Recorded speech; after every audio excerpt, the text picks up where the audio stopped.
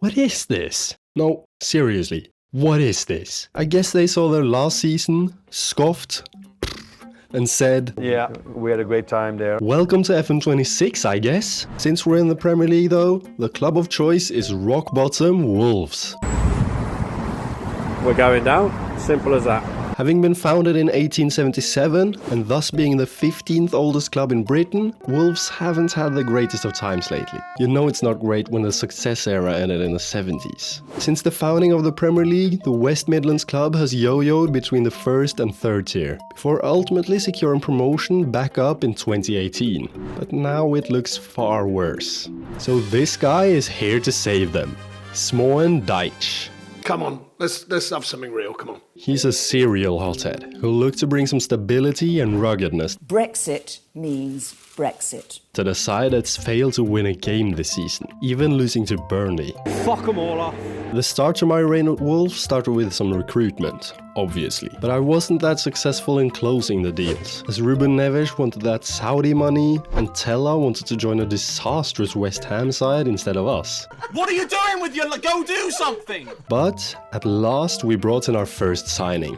Nicolas Seiwald came in from Leipzig. Wonder kid Rodrigo Mora also came in, on loan from Porto with a buy option, to keep the Portuguese identity going. Before some trouble came. I didn't register Bellegarde for the Prem as I wanted him out. So he got mad along with these four who came waltzing into my office. I said, okay, I'll sell him if that's what it takes. So Bellegarde handed in his transfer request and all was good. This guy is playing some 4D chess right now. But it turned out not to be the end of that story. Man City is our first game. My first game on FM26. So I'm excited. Through to João Gomes, plays Rodrigo Mora on his debut! Come on! What a signing! Get in! Arias with the corner. Strand Larsen hits the ball. Yes! Rodrigo Mora on his debut again! A debut brace, bro! In 10 minutes! Oh my god! Oh my days! How have we done that? So we had to play the game again. Great stuff, Sports Interactive. Great stuff. And now they dominate. Instead of us being 2-0 up 10 minutes in, they even got a pen. You missed it! Sa made another save, before two woodwork hits followed as we approached halftime. In the second half though, our first highlight came. Arias through to João Gomes. João Gomes into the box. Play!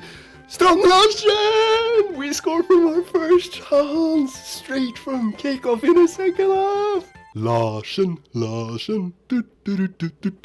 Then continued the dominance, but Jose Sa was on form. So we steal a 1-0 win against Manchester City, which I must say is deserved after the game crashed on me last time.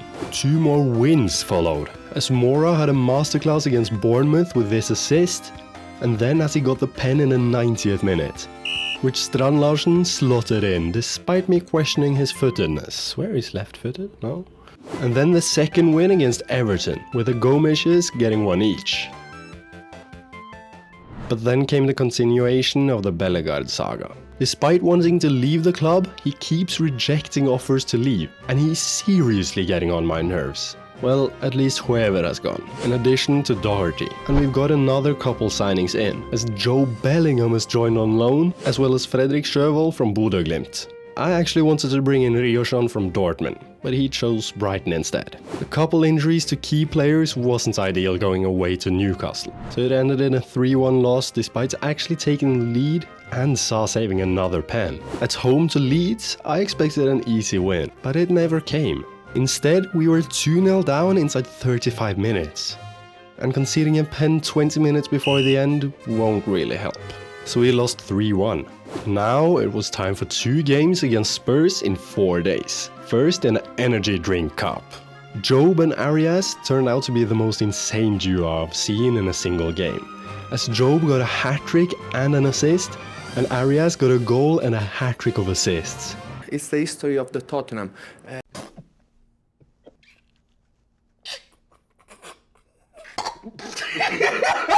A much-needed win followed against Brighton at the Molineux, with Strand Larsen having the time of his life. His tackle in midfield led to a tap-in from Rodrigo Gomez's pass seconds later, before he also got an assist to Mora half an hour later. And I'm just gonna let you watch this one. Strand Larsen with a brilliant ball over the top to Mora. Mora goes inside the box. Oh! Bro!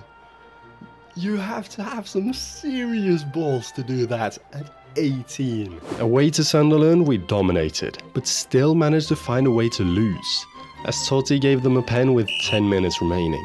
So Habib Diarra converted it as they got all 3 points from a single chance. Against Burnley though, Hwang Hee-chan the man came off the bench to get us all 3 points in a game we dominated. With that win, we climbed into the UCL spots, so I was feeling rather confident. So that confidence is gone, and that showed in the league as well. With us failing to win a game for 14 matches, we became incapable overnight, as we only picked up 4 draws in those games as well, to find ourselves in a relegation zone all of a sudden, much like in real life. The board have even called me into their boardroom to discuss my future, where I was forced to promise that a month would turn it all around. I genuinely believed so though, as I'd made some bold moves in the transfer window. To make some money available, since no one wants to leave permanently, I sold some clauses, which you can do in the scouting window thing. I sold a lot of them in fact, to be able to bring in Karim the Dream Adeyemi. 30 million upfront and the same in installments was enough, before also finally getting our guy Ruben Neves back to Wolves. He had his contract terminated in Saudi and at last agreed to an acceptable contract. And then Antonio freaking Nusa accepted a bid to join the club as well. We're building a dangerous attack. But Rodrigo Mora won't be a part of said attack, with Dortmund probably looking to replace Adeyemi honestly, activating Mora's release clause of 60 million to bring an end to his stay at Wolves, where this goal was the last thing he did. To sort of replace him though, we brought in Troy Parrott from AZ Alkmaar, and finally we brought in Igo Ogbu from Slavia Prague, which is a huge signing at the back. To make things even better, Santiago Bueno, who got angry with his playing time, as well as Bellegarde, have finally left the club on loan with mandatory future fees.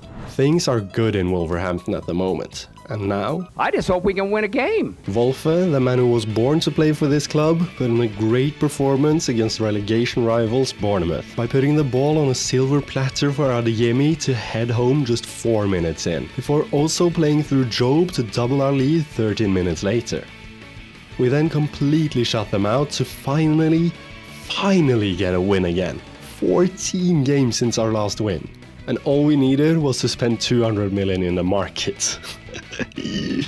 Chelsea at home was next. A Chelsea side that's performed so badly that Enzo Maresca had been sacked. We took advantage of that, as Troy Parrott scored his first for the club from Neves' smart pass through half an hour in. An incredible save from Sa followed, before the inevitable happened 12 minutes later.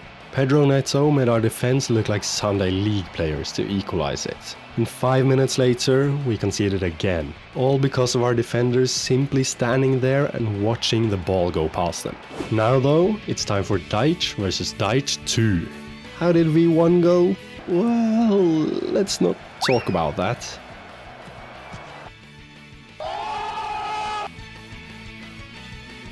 Let's put that behind us, and let's beat my distant relative. Well, nothing is happening until the 50th, as Adeyemi combines with Chachua down the right, before pulling it back for Arias to tap in. And now I do something my distant relative would be proud of. Park the bus. And it worked. They created nothing. And we win 1-0 away to Nottingham Forest, which means 1-1 in the Deitch battle. Adeyemi carried his form into our away game to Crystal Palace, as he first scored this and did a little dance. He then combined with Seivald and Sjöwall, which ended in an incredible solo goal for the latter, before finally getting his second and our third as he made a great cutting run in from his right flank position to get us a 3-1 away win. Top 4 side Aston Villa was next, and we started brilliantly. Our entire left side did so well to combine for Arias' opener 16 minutes in. Just look at this! Not a lot happened otherwise, with Sa's great save being the only real highlights, since we'd swapped to our super defensive tactic, which means another win. The league leaders by 12 points was up next, as Liverpool came to visit. Wirtz, the league's top scorer, continued like he'd done all season, but luckily it was offside. 4 minutes later, we scored an offside goal of our own, only that our goal wasn't offside. Approaching the interval, Totti somehow missed this, before the inevitable happened with 20 minutes to go. Wirtz tapped it home to equalize it, but since we once again changed our tactic halfway through, we got another great result. 1-1 against the back-to-back Premier League champions is rather insane for a side like Wolves. A shock 1-0 loss to Brentford followed, all because of João Gomes doing this.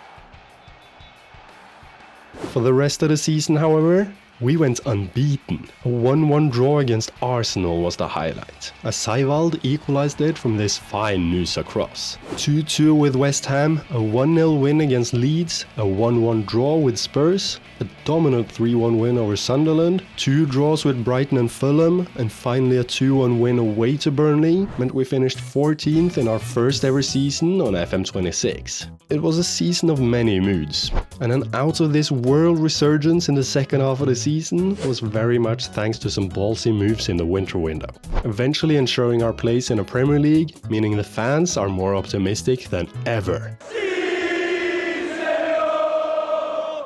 Just to say my part of the game state, because a lot of you are probably wondering what I'm thinking, I am loving the new tactical system. You can actually play a defensive tactic and make it work, and it also shows in game. I love that, while at the same time struggling to understand some of the decisions regarding the UI. Nowhere near all decisions, but some. I generally like the new look, but I don't understand the decision making in removing so much useful information, and also the waste of space on so many screens. Let me know what you think about the game. I, for one, am genuinely enjoying it.